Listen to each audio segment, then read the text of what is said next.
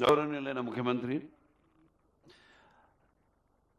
గౌరవనీయులైన తెలంగాణ ముఖ్యమంత్రి శ్రీ రేవంత్ రెడ్డి గారు, ట్రస్ట్ బోర్డు సభ్యులు శ్రీ రామ నాగేశ్వరరావు గారు, శ్రీ నూరి దత్తాత్రేయుడు గారు, శ్రీ జేఎస్ఆర్ ప్రసాద్ గారు, శ్రీ భరత్ గారు, సిఇఓ గారు కృష్ణ గారికి, అలాగే medical director doctor T Subrahmanyeswara Rao గారు, గౌరవనీయులైన అతిథులు, లేడీస్ అండ్ జెంట్మెన్ అందరికీ సాదర స్వాగతం పలుకుతున్నాను. ఈ 24వ వార్షికోత్సవం సందర్భంగా మనం జరుపుకుంటున్న ఈ సంబురాలకి విచ్చేసే ప్రతి ఒక్కరు కూడా స్వాగతం పలుకుతూ, ఈ Basavatarakam Indo American cancer hospital మరియు రీసెర్చ్ ఇన్స్టిట్యూట్ యొక్క 24వ ఈ యొక్క వార్షికోత్సవ సంబరాలకు సరికొత్త శోభను సంతరించుకున్నాయి. ఉత్సవాలలో పాల్గొంటున్న మీ అందరికీ నా కృతజ్ఞతలు తెలియజేసుకుంటున్నాను. ముఖ్యంగా మీ యువనేత, అంటే తెలంగాణ రాష్ట్ర ముఖ్యమంత్రి యువనేత అందరికీ ఒక ఆదర్శం, పోరాట పటిమ కల ఒక నాయకుడిని ఇవాళ తెలంగాణ ప్రజలందరూ ఆయన్ని, అంటే యువతరానికి ప్రతినిధులు, నవతరానికి నాయకులు, భావితరానికి భారతదేశపు మహాశక్తి. అంటే మనకున్నంత యువత, ఆ యువ శక్తి మరి ఏ దేశంలో కూడా లేదు. ఒకప్పుడు చైనా గురించి చెప్పుకునేవాళ్ళం, వాళ్ళేమో ఏదో ఫ్యామిలీ ప్లానింగ్ అని మనదేమో పెరుగుతూ పోతుంది, జనాభా పెరుగుతూ పోతుందంటే అదొక రకంగా వరం మనకి. ఎందుకంటే యువశక్తి ఎంతో అవకాశం ఉంది మనకి. సరైన దారిలో, సరైన ఈ యొక్క ప్రభుత్వ విధి విధానాలతో వాళ్ళు మనం ప్రోత్సహించి వాళ్ళకి సరైన దారి చూపిస్తే తప్పకుండా మన దేశం మొదటి స్థానంలో ఈ ప్రపంచంలో నిలుస్తుంది. చూస్తున్నాం మనం ఇప్పుడున్న ఈ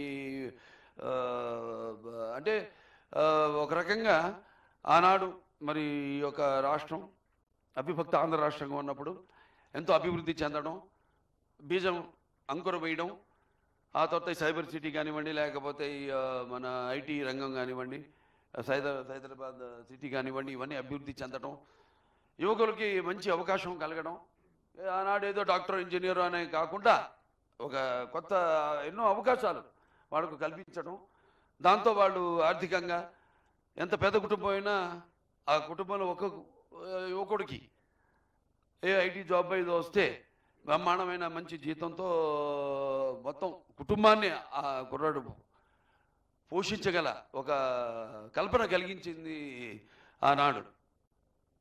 అప్పుడు ఇక్కడ ఈ ఆసుపత్రి నిర్మాణం అప్పుడు ఏముండేవి కావన్నీ బండలే ఇక్కడ. అప్పుడు నాన్నగారు విశ్వవిఖ్యాత నట సార్వభౌమ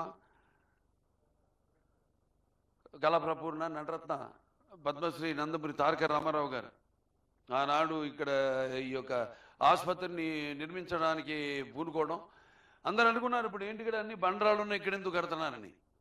మరి వాళ్ళు చూస్తున్నాం మనం ఇవాళ దేశంలో, దేశమే కాదు ప్రపంచంలో కల్లా నంబర్ 1 ఏరియా అయింది వాళ్ళ. ఇటు విస్తరిస్తూ పోతాను, ఇంకా ఇటు జూబ్లీహిల్స్ నుంచి అట్లా. సో ఆయన ఒక దూరదృష్టి, ప్రతి విషయంలోనూ కూడా ఆయన దూరదృష్టి. అందుకే ఆయన పేదవాడు ఆఖరి తెలిసిన అన్న కూడా ఆయన అయ్యాడు. అలాగే ఈ యొక్క అందరికి కూడా ఈ యొక్క జీవితానికి భరోసానిచ్చిన అమ్మ ఆయన అయ్యాడు. అలాగే ఆయనకు అండగా ఉన్న ఈ ఆడపడుచులందరికీ కూడా అన్న కూడా నందమూరి తారక రామారావు గారే అయ్యారు. అలా ఈ ఆసుపత్రి యొక్క విస్తరణ గురించి అందరికీ చెప్పేశారు విషయాలు. ముందుగా ముఖ్యమంత్రి గారు కూడా ఆయన విలువైన సమయాన్ని ఇచ్చినందుకు ఆయన బిజీ స్కెడ్యూల్లో ఆయనకి నా కృతజ్ఞతలు తెలియజేసుకుంటున్నాను. అంటే ఆయనకు కూడా ఈ ఆసుపత్రి పట్ల మొదటి నుంచి కూడా అవగాహన ఉంది. ఆయన కూడా జనరల్గా మనం ఇప్పుడు అంటుంటాం Basavatarakam Indo American cancer hospital అంటే ఇది ఒక కుటుంబం అని.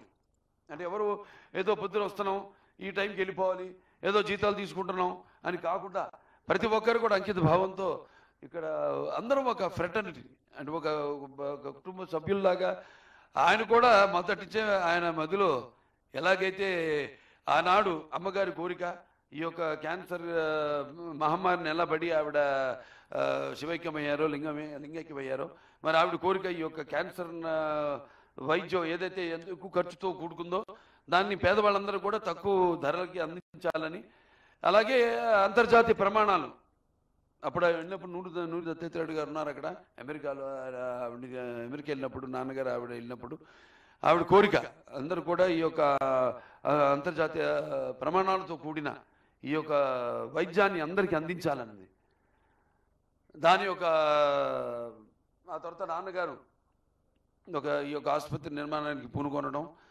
మరి ఆసుపత్రి నిర్మాణం విషయానికి వస్తే 1989లో చెప్పినట్టు ఆనాడు భూమి పూజ చేయడం జరిగింది. నూరి దత్తాత్రేయుడు గారు, అప్పుడు కోడెల శివప్రసాద్ గారు, వారందరూ కూడా ఉన్నారు. ఆ తర్వాత ఆసుపత్రి ఆర్థిక ఇబ్బందుల వల్ల అంటే ట్రస్ట్ ఇది. దాని తర్వాత ఈ యొక్క ల్యాండ్ కొన్ని డిస్ప్యూట్స్ ఇవన్నీ మొత్తం అంతా మళ్ళీ ఎంతోమంది అటు ముఖ్యంగా తులసి పోలవరపు గారు, అలాగే మన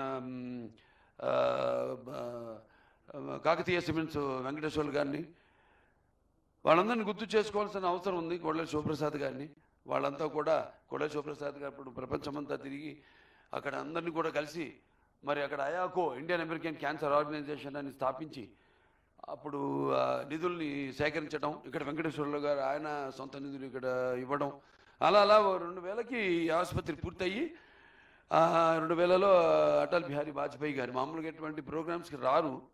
అంటే జనరల్గా ఒక గవర్నమెంట్ ఆసుపత్రి అయితే కానీ పెద్ద ఎయిమ్స్ నిమ్స్ అలాంటి ఆసుపత్రి అయితే తప్ప, కానీ ఆనాడు చంద్రబాబు నాయుడు గారు చొరవ తీసుకుని, అలాగే ఐసిఐసిఐ బ్యాంకు అప్పుడు ఒక ఫైనాన్షియల్ డిస్ట్రిక్ట్ ఏదో మీటింగ్కి వచ్చారు ఆయన చైర్మన్. వస్తే అప్పుడు జయశ్రీ ప్రసాద్ గారు అనుకుంటా, ఏమండి వెంకటేశ్వర్లు గారు ఒకసారి అడగండి చూడండి అంటే, అప్పుడు మనం ఎక్విప్మెంట్ కూడా ఆర్డర్ ఇచ్చాం. వాళ్ళేమో డబ్బులు ఉంటే ఎక్విప్మెంట్ అన్నారు. సరే అప్పుడు వాళ్ళని అడగడం, ఇమ్మీడియట్గా 6 కోట్లు వాళ్ళు లోన్ ఇవ్వడం, ఎక్విప్మెంట్, దాంతో మొదలైంది ఈ ఆసుపత్రి. తర్వాత చంద్రబాబు నాయుడు గారు చొరవ తీసుకుని ఇప్పుడు ఆంధ్ర రాష్ట్ర ముఖ్యమంత్రి నారా చంద్రబాబు నాయుడు గారు ఆనాడు చొరవ తీసుకుని సారథి టాటా ట్రస్ట్ అక్కడి నుంచి 7.5 కోట్ల రూపాయలు వాళ్ళు ఇవ్వడం, దాని తర్వాత ఎంపీ ల్యాడ్స్ ఇట్లా ఇవన్నీ సమకూర్చి ఈ యొక్క ఆసుపత్రిని అభివృద్ధి చేయడం జరిగింది. ఎంతోమంది నా ముందు చైర్మన్లు అందరూ కూడా, అలాగే ఎంతోమంది బోర్డు మెంబర్స్ అందరూ వారి ఇప్పుడు ఎంబీబీఎస్ మూర్తి గారు ఉన్నారు, శ్రీభరత్ గారు తండ్రి గారు, అలాగే ఎంతోమంది అందరూ కూడా వారి యొక్క సహాయ సహకారాల వల్ల ఈ ఆసుపత్రి ఈ స్థాయికి వచ్చింది. దానికి నేను తర్వాత చైర్మన్ కావడం నా పూర్వజ సుకృతంగా భావిస్తున్నాను. ఎందుకంటే ఒక నటనలో కానివ్వండి, అటు ప్రజాసేవలో కానీ, అంటే మొన్నే ఆయన ఇది కూడా జరిగింది, 100 సంవత్సరాలు కూడా మనం శత దినోత్సవం చేసుకోవడం జరిగింది. సో ఆయన ప్రతిరూపంగా నన్ను మీ అందరి గుండెల్లో ఆయన ప్రతిరూపంగా నిలిపినందుకు దైవాంశ సంభూతుడు, నా విశ్వానికి నట విశ్వరూపం అంటే ఏంటో చూపించిన మహానుభావుడు. అలాగే మొత్తం ఈ యొక్క నాకు ఆ తర్వాత ఈ ఆసుపత్రికి చైర్మన్ అయ్యే అవకాశం కలగడం అన్నది ఈ రకంగా ఒక హిందూపూర్ ఎమ్మెల్యేగానే కాకుండా నా హిందూపూర్ ప్రజలందరూ కూడా నా కృతజ్ఞతలు తెలియజేసుకుంటున్నాను. అక్కడ కూడా ఆసుపత్రిని ఎంతో అభివృద్ధి చేశాము, కార్పొరేట్ స్థాయికి తీసుకెళ్ళాము అక్కడ ఆసుపత్రిని కూడా, మామూలు గవర్నమెంట్ ఆసుపత్రిని కూడా. అలాగే ఈనాడు ఇలా ప్రజా సేవ చేసే ఈ రకంగా అటు శాసనసభ్యుడిగా ఈ అవకాశం ఇచ్చినందుకు అది నా పూర్వజన్మ సుకృతంగా భావిస్తున్నాను.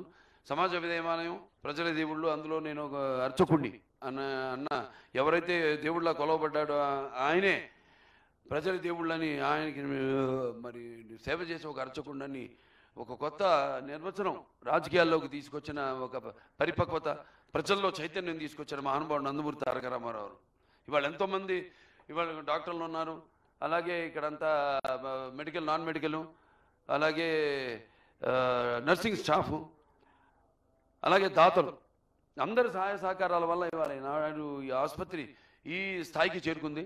ఎంతోమంది ముఖ్యంగా బ్యాంకర్స్కి అయితేనేమి, లేకపోతే మన ప్రైవేట్ అండ్ పబ్లిక్ సెక్టర్ ఇండస్ట్రియల్స్కి అయితేనేమి, మిగతా దాతలు అందరికీ, ప్రభుత్వాలకి, వాళ్ళందరికీ కూడా నా కృతజ్ఞతలు తెలియజేసుకుంటున్నాను.